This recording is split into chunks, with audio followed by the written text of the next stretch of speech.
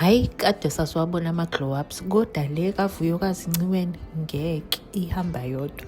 Yazi ukuthi besikulindele ukuthi uzoba muhle vele post i-second op le kade enza khona i-Mami makeover because she was already looking great njengoba wayenze i-gastric bypass, i-gastric sleeve ukuze akwazi ukuthi anciphise umzimba. So the Mami makeover was literally just to nip and tuck here and there ukuze azizwe ethe ukuba confident. Angisazi-ke mina umuntu mesesebuya eseyibhedi nje emangazayo.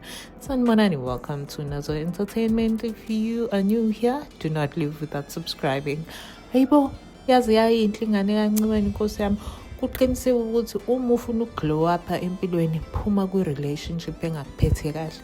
Sakubona lokhu nangoshona uMamkhize waye engeve dali nje engekho muhle nje esashadile wabukushada wabukudivorce. Hayibo, uyambona into ayikhinda yona, uyambona into amuhle yona. uVuyokazi Ncikweni usevele wayibhedi kade sasiwabona amabhedi uyibhedi, yabona uthi uma umbuka manje ushode ngemali ukuthi nawe uthi uyetake uthi uyozama because hayibo wazi wamuhle and you can tell she's feeling good, she's feeling confident. Muhle nje uyabona iyajabulisa ama-results akhe, you cannot fault her. Bakhulumile-ke kodwa abanye kokhulumile sebethi angasancipha kakhulu.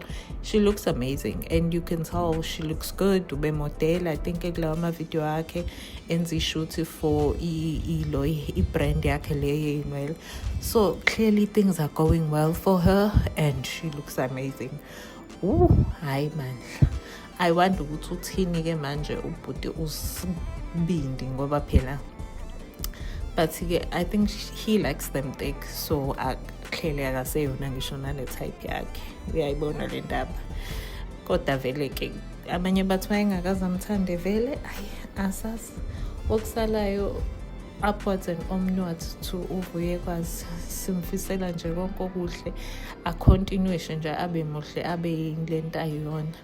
But you guys do let me know what you think of this in the comment section. That is it for me for now, and I'll see you in my next one.